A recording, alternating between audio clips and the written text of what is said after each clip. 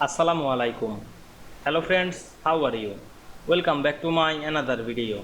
In this video I am going to show you how to make horizontal grid in InDesign. Let's get started. At first you have to open your InDesign software. Now you want to make the horizontal grid in InDesign. At first we open a document. Now you can see here a document. Now you want to make the horizontal grid. You follow two process. At first we go to the Windows menu and go to the properties option, and here the baseline grid, you can enable this to this horizontal grid. Otherwise you can make this horizontal grid using this table. Now I make 30 row and click this, then make the table fill